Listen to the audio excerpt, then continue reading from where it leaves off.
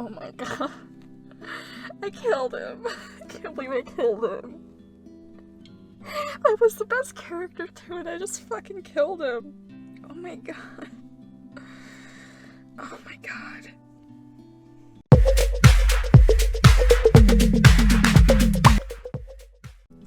Hey guys, and welcome back to The Letter with me, Stormy.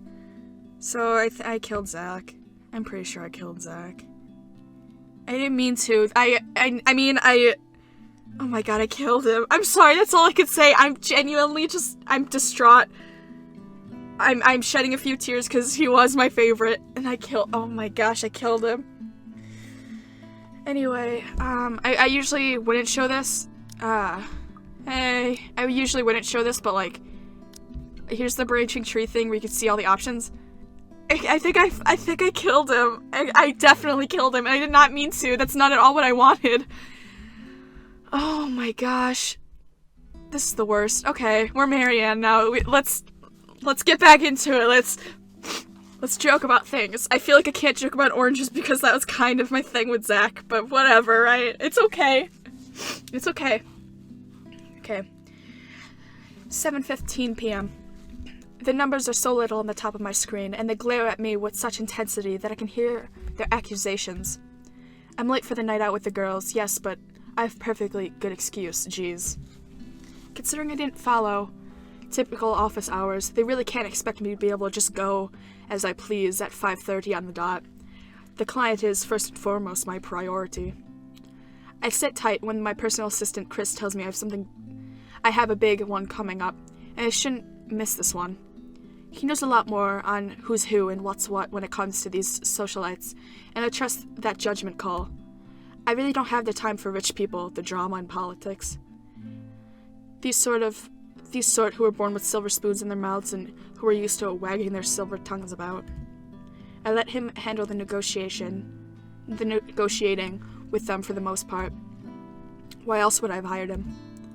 But he told me I've received a message about it an hour ago. Now, if only he has the full shilling when it comes to the time. Yeah, I'm sorry, I cannot get her accent at all.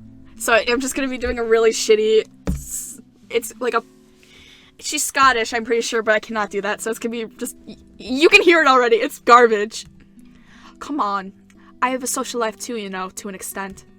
Sort of. Pressing my hand against the table, I try to stave off any oncoming headache when the notification for a new email pops up. All I'm expecting is, hey, this looks like a good project I found, go send them a design, or something like that, really. That's how it often goes. Even with these rich, jammy clients who's heard of me from the equally rich, jammy friends, I can't expect them to hire me right off the bat. Which is all well and good and reasonable. We figure out what they want, send them my portfolio, my drafts of their projects, my rates, and hope for the best. This one is a big client, Marianne. I'll babysit Bruthiel for you.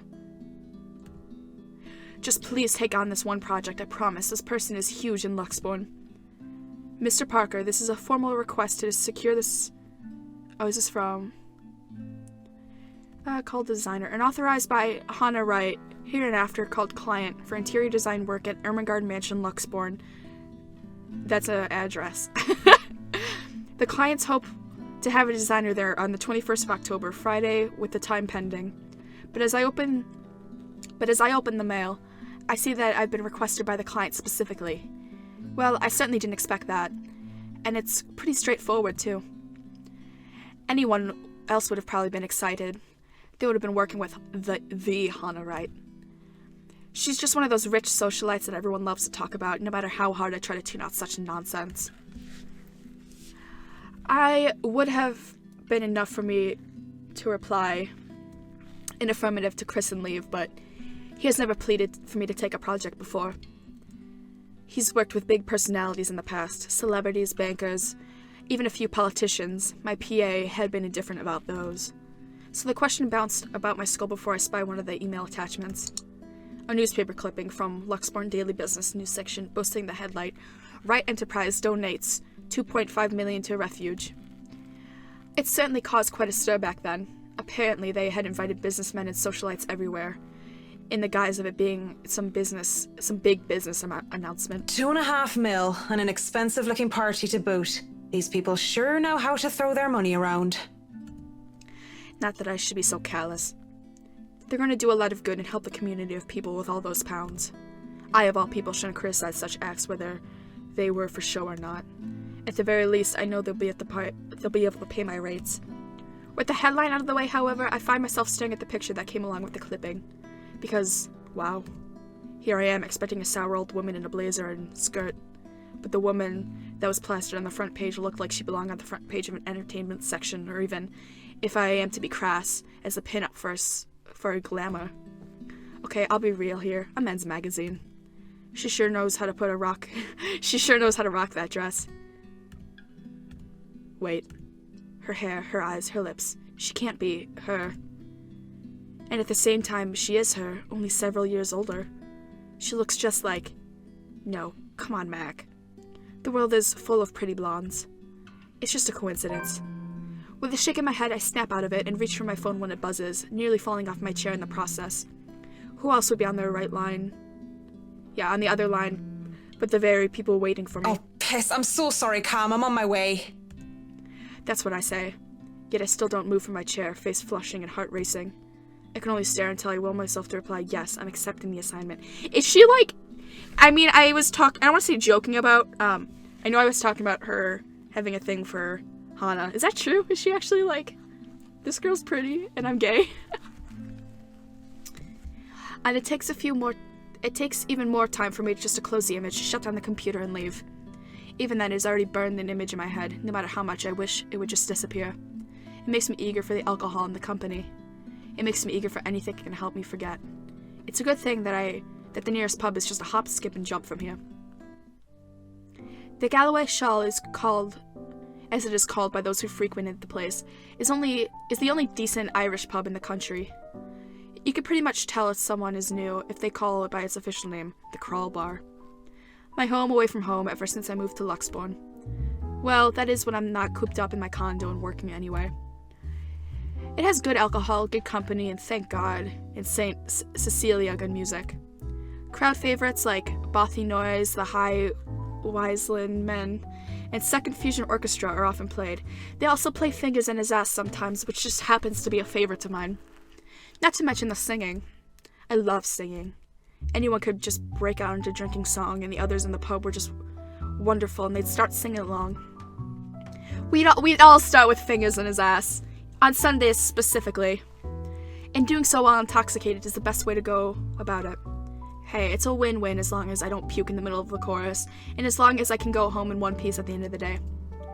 And tonight is karaoke night. What better time than to try to sing all my worries away? That is what my intoxicated brain tells me.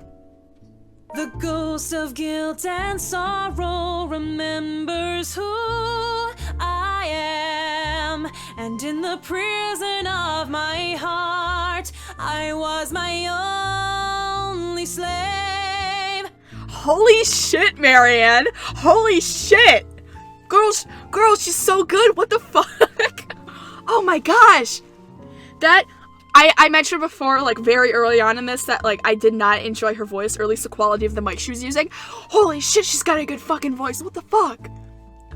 Oh my god! I'm sorry, I'm so genuinely shocked and, like, I'm pleased. Oh my gosh, she's beautiful. But drinking only reminds me of my home. And the thought of home makes me think of her. But in the depths of my cold soul, I'll leave the burden and despair. Holy shit. Dude, she's so... Why was the game just this? Just listening to her do karaoke for a while, that'd be fun. It makes me nauseous. It sickens me to the smallest reminder of her can cause me such grief. I'll fight for what's worth fighting for. Forget the fear, forget the rest. Of course, that might just be the booze. Any other day, I would have scolded myself for drinking so much. I lied to the Lord, I lied to myself, I lied to you and everyone I care, until there were no more lies to tell. But I already have a client, And we'll be giving our first little meet and greet in a few days. Cowardice is easier than being brave, but at last I found the strength I lost to sing my love letter to you. 'Cause people can lie, but my lone heart beats true. God, I feel bad for just like repeating the same thing, but I'm genuinely in shock, and I love her voice. I want to at least enjoy this night, get over the hangover tomorrow, and return to being a prime and proper professional after. That song was for Cam, our lucky bride-to-be. So give her a hand, Galway shawl. Considering the state I'm in, one can excuse my smug grin and cheers and applause rise among the pub's patrons. Because possibly off-key public singing aside, I feel like I'm on top of the world right now, and that's a good reason as any to belt out in front of these strangers. With good drinks and good friends, there's nowhere else I'd rather be tonight. And I forget for a short while. And that song was brought to you by Marianne McCullough, everyone! A round of applause! That was so good. You rock, Marianne. Oh, please stop. You're just saying that. You know neither of us can hold a tune, Marianne. A toast to our shameless drunk singer. May your drinks forever flow and your notes be ever lovely. If anyone deserves a toast tonight, that's Cam. Finally sealed the deal after 3 years, eh? Read them and wait, bitches. Kamala's diamond engagement ring gleams as she holds it up for the world to see. She has reasons to be proud. 3 years of living together and her boyfriend's finally asked her the big question. Obviously, she said yes. Don't get too attached to that ring or the one after, sweetie. I was wearing a wedding ring not so long ago and look at where I am. But enough of me being a downer. Cheers to a happy engagement! Of course, if something like Haruna's divorce were to happen, I'll be there for Cam. Justice Calm has been there for me, acting more than just my yoga instructor. I can't be happier for my friend right now. Cheers! Cheers. Well, we both will be there for Cam, won't we? Haruna and I? Haruna. It's been a real bad year for her ever since her divorce. She's gonna die. She's gonna die. She's such a nice person. Even loaning me money to open a studio, she didn't deserve that, what her husband had pulled. I'm happy she's smiling again and pigging out like she used to. I think we all missed our Japanese firecracker. We met in yoga class, something I joined to keep myself in shape and, well, honestly, so that I could make friends when I had moved to Luxbourne. Clearly it worked like a charm, and it definitely didn't have anything to do with the fact that I brought along my lucky D20 die. Hello? D20 die with me the first day. No, sir. D20. Do you play Dungeons and Dragons? That Marianne, you're so cool. She's okay. She can't be my favorite because Zach's my favorite, but she's getting up there. I love these girls so much. What about you, Marianne? You're 30 years old and you still haven't got yourself a man. And you guys know I have a very busy schedule. I don't have time for that. I'm also like a huge lesbian. Oh, come on! That's a lame excuse and you know it! You need a man who'll take care of you and you need it now! Maybe some hunk who'll be your house hubby while you rake in the dough. A trophy husband. I'm quite capable of taking care of myself. Who needs a Mr. Right? Is that foreshadowing for how, like, nobody should be married to Luke Wright? Hey, look at me. I'm Marianne McCullough, a lawful neutral cleric with 9 points in wisdom and 8 in charisma, but I can't get myself a date. She's so cool. Marianne is so cool. Oh, I mentioned druids and demons once. They don't even know the rules or understand what the numbers mean. And I certainly am not some sort of holy person. I am far from a miracle worker. I barely have the willpower to fight off demons, especially my own. Actually, maybe she isn't looking for a Mr. Right, but a Mrs. Right. Yeah. Oh, my Marianne, we still love you even if you're in the closet. That would explain some things. How do you know you don't have a ring anymore? Maybe you two can be together and I don't have to worry about my best girls being alone. What are you on about? There's nothing to explain. But the more I deny, the louder they tease until other people in the pub start to watch. It doesn't help at all when Haruna drapes her arm over my shoulders and leans in. Will I be all yours then? Will you be making me feel like a woman? Holy shit. Hello?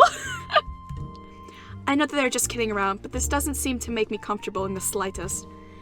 So when Kamala notices my silence and Haruna sees the expression on my face, they stop. And when the awkward air settles over us, the rest of the pub goes back to whatever they were doing before the whole thing ever happened. They probably won't even remember it when they wake up with massive hangovers anyway. Sorry. Me too. Hey, no hard feelings, right? I raise my glass. They smile. We drink. There's no need to say more. We're all definitely far too drunk tonight. Eventually the fun times end. It is a weekday after all. And with Haruna being a nurse, she still has to get ready for her next shift. Calm also has a loving fiancé waiting for her at home and really didn't have to make a fuss about having left some buns in the oven when she took off early. Really, I understand. I was the one who insisted, who was determined to get pissed drunk anyway. Moving to the bar I sit, alone at last. Alone. No. Do they fuck? No! No!